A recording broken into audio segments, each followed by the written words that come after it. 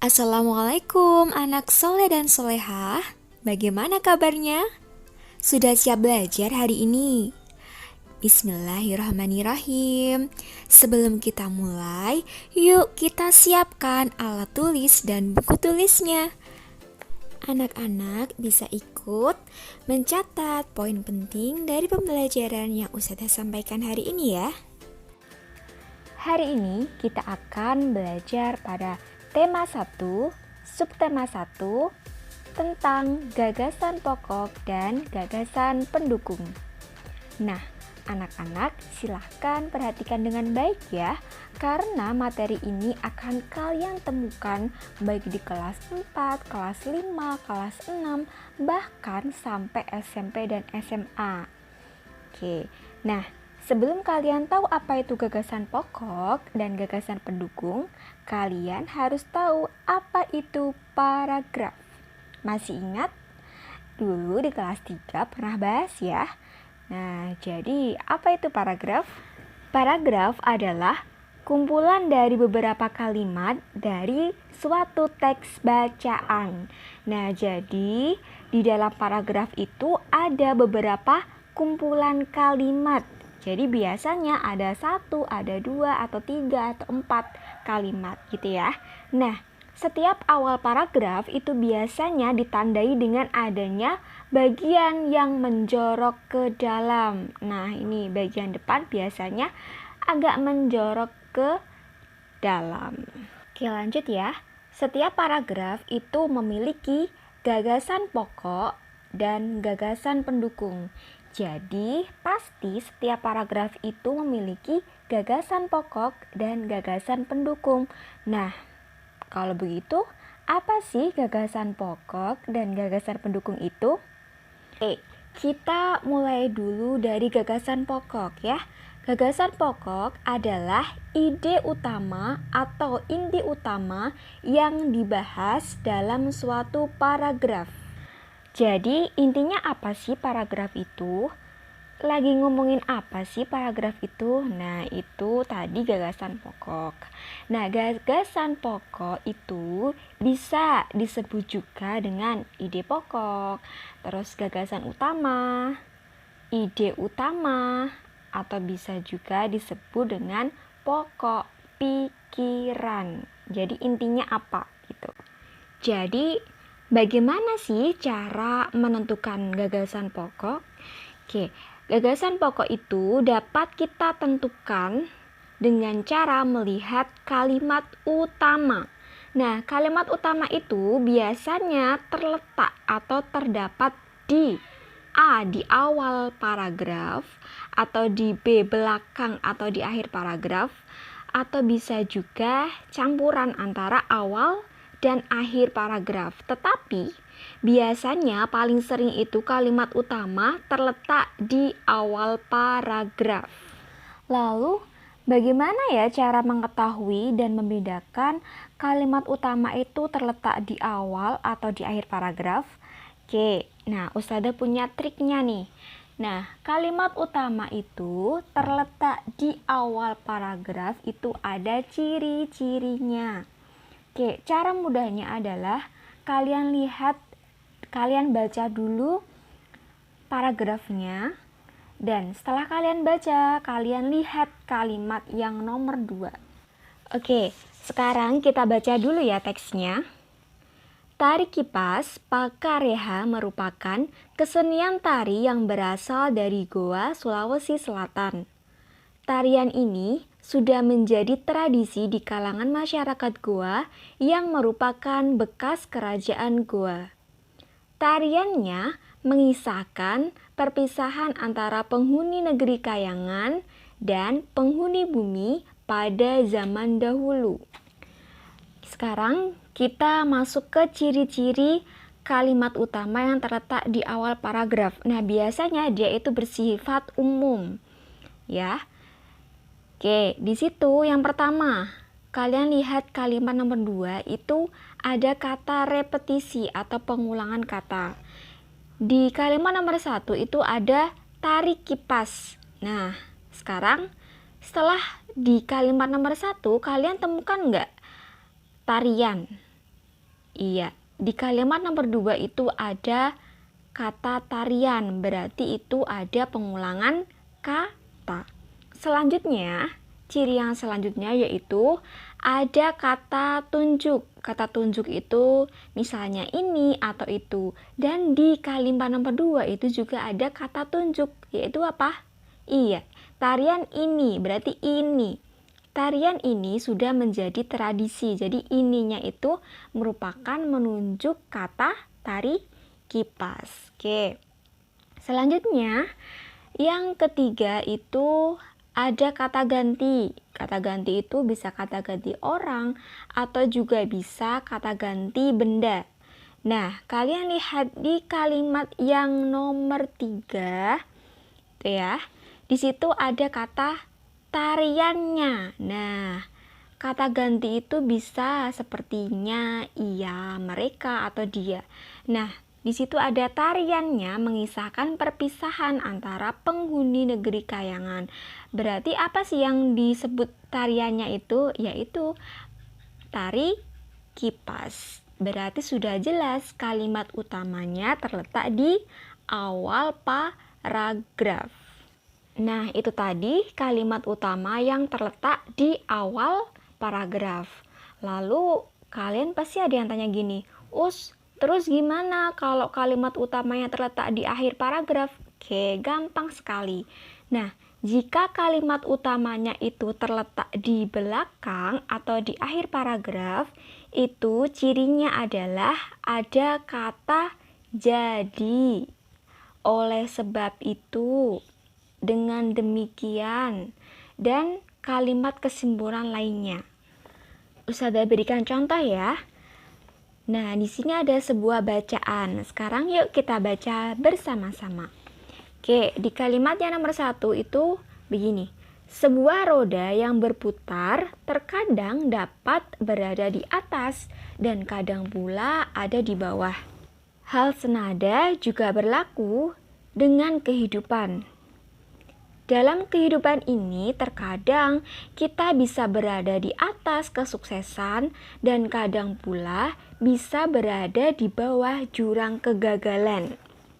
Oke, kalimat yang terakhir ada kata-kata oleh karena itu kita selaku manusia janganlah terlalu sombong saat di atas dan jangan terlalu sedih saat di bawah karena kehidupan manusia akan selalu berputar bagaikan sebuah roda. Nah, berarti sudah jelas ya, di kalimat terakhir itu ada kata-kata kesimpulan, oleh karena itu. Nah, berarti sudah jelas kalimat utamanya terletak di akhir atau di belakang paragraf. Sudah paham? Sekarang kita latihan ya. Mencari kalimat utama dan gagasan pokok. Oke, di sini ada sebuah paragraf, ada sebuah bacaan. Sekarang kita baca bareng-bareng yuk. Oke. Buah tomat memiliki banyak manfaat untuk tubuh. Buah tomat dapat dijadikan sebagai masker wajah. Tomat juga dapat dimanfaatkan untuk menjaga kesehatan kulit. Selain itu, tomat juga bisa membantu mencegah kanker dan untuk kesehatan jantung. Nah, setelah kalian baca, kira-kira kalimat utamanya yang mana ya? Atau inti dari paragrafnya itu apa ya? Kira-kira yang kita baca tadi itu lagi ngomongin apa ya? Siapa yang bisa menjawab? Iya, betul. Nah, kalimat utamanya itu terdapat di kalimat yang pertama, yang nomor 1 atau di awal. Yaitu apa? Buah tomat memiliki banyak manfaat untuk tubuh. Oke, itu ya, berarti berada di awal. Nah, sekarang kita cari gagasan pokoknya. Nah, jadi gagasan pokoknya itu adalah intinya dari kalimat utama tadi apa? Lagi bahas apa?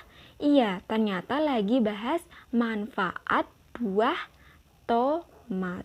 Begitu ya.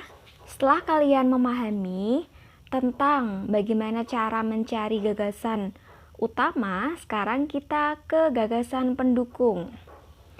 Nah, apa sih itu gagasan pendukung? Ya, gagasan pendukung itu disebut juga gagasan penjelas yang fungsinya menjelaskan gagasan pokok. Gagasan pendukung atau penjelas itu biasanya dinyatakan lebih dari satu kali. Jadi lebih dari satu kalimat, nggak hanya satu kalimat, biasanya lebih dari satu kalimat.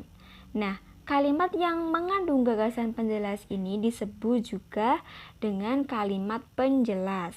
Selanjutnya, ciri-ciri kalimat penjelas.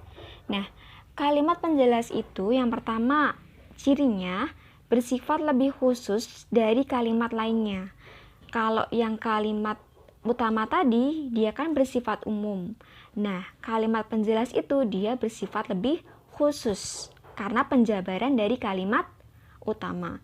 Oke, selanjutnya biasanya berupa contoh, data, maupun pernyataan-pernyataan. Misal, contoh buah-buahan. Ada buah manggis, buah apel, buah stroberi. Nah, itu biasanya ada contohnya. Terus yang ketiga, suatu paragraf itu biasanya terdiri dari beberapa kalimat. Nah, itu ya. Selanjutnya, tidak dapat berdiri sendiri. Apabila kalimat itu dihilangkan, kalimat tersebut akan sulit dipahami maksudnya. Nah, itu adalah ciri-ciri dari kalimat penjelas. Nah, sekarang kita masuk ke contohnya. Nah, di sini ada bacaan, masih sama ya seperti yang tadi. Oke, sekarang kita cari kalimat penjelasnya yang mana ya? Bagaimana, sudah ketemu? Oke, tadi kita kan sudah menemukan bahwa kalimat utamanya itu terletak di awal kalimat. Berarti kalimat penjelasnya itu ya sisanya dari kalimat utama. Berarti yang nomor 2, nomor 3, nomor 4 itu merupakan kalimat penjelas. Oke, kita baca bersama ya. Kalimat penjelasnya yaitu mulai dari kalimat yang nomor 2, yaitu buah tomat dapat dijadikan sebagai masker wajah. Tomat juga dapat dimanfaatkan untuk menjaga kesehatan kulit. Selain itu, tomat juga bisa membantu mencegah kanker dan untuk kesehatan jantung. Nah, sekarang kita cari gagasan pendukungnya. Nah, sama seperti tadi, gagasan pendukungnya itu kita lihat, kita cari dari kalimat penjelas. Oke, kita lihat yang pertama. Di situ ada kalimat penjelasnya, buah tomat dapat dijadikan sebagai masker wajah. Nah, jadi gagasan pendukungnya itu adalah kira-kira apa? Iya, manfaat tomat untuk wajah, gitu ya.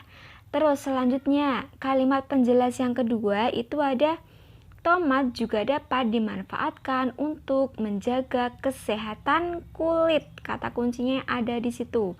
Nah, berarti yang kedua gagasan pendukungnya adalah manfaat tomat untuk kulit.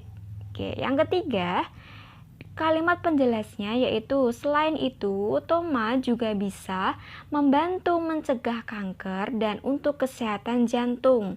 Berarti gagasan pendukungnya adalah inti dari kalimat yang terakhir itu apa? Iya, manfaat tomat untuk mencegah kanker dan untuk kesehatan jantung. Itu merupakan gagasan pendukung. Oke, next ya, kita latihan satu kali lagi soal ya. Kita baca bersama. Budaya Bali terkenal karena bunyi musiknya yang berbeda. Rombongan dari Bali membunyikan alat musik daerahnya, cengceng namanya. Alat ini berbentuk seperti dua keping simbal yang terbuat dari logam. Nyaring bunyinya ketika kedua keping ini dipadukan. Nah, pertanyaannya adalah tulislah gagasan pokok dan gagasan pendukung paragraf di atas. Nah, kita cari apa sih gagasan pokok dan gagasan pendukungnya. Nah, setelah kita cari, Yang pertama kita cari dulu gagasan pokoknya. Gagasan pokoknya itu terletak di mana? Ia terletak di kalimat utama, yaitu di awal paragraf. Yaitu apa? Ya, budaya Bali terkenal karena bunyi musiknya yang berbeda. Ini gagasan pokoknya boleh sama persis sebenarnya, seperti kalimat utama. Nah, selanjutnya kita cari gagasan pendukungnya. Berarti sudah jelas ya, karena tadi kalimat utamanya terletak di awal paragraf, berarti gagasan atau kalimat penjelasnya itu berada di kalimat selanjutnya. Berarti kalimat yang nomor 2, nomor 3 gitu ya. Oke, sekarang kita lihat gagasan pendukungnya. Di kalimat kedua, berarti apa? Alat musik daerah Bali bernama cengceng. Nah itu. Kalimat yang nomor 3, cengceng berbentuk seperti dua keping simbal yang terbuat dari logam. Kalimat yang terakhir berarti ketika kedua keping ini dipadukan, itu mengeluarkan bunyi nyaring. Nah, itu tadi merupakan gagasan pendukung. Nah, itu tadi cara mencari gagasan pokok dan gagasan pendukung. Jadi kesimpulannya adalah gagasan pokok itu dia bisa ditemukan dengan cara mencari dari kalimat utama. Nah, kalimat utama itu bisa di awal, bisa di akhir, atau campuran, tetapi seringnya itu berada di awal paragraf. Kalau gagasan pendukung itu diambil dari kalimat penjelas, karena menjelaskan kalimat utama tadi ya. Nah, cukup sekian dari Ustadzah. Nah, insya Allah kalau kita banyak-banyak membaca dan banyak-banyak latihan, insya Allah kita pasti bisa. Ya, jadi tetap semangat belajar dan kalian bisa ulang-ulang videonya sampai kalian benar-benar bisa. Gitu ya. Oke, tetap semangat. Terima kasih. Wassalamualaikum warahmatullahi wabarakatuh.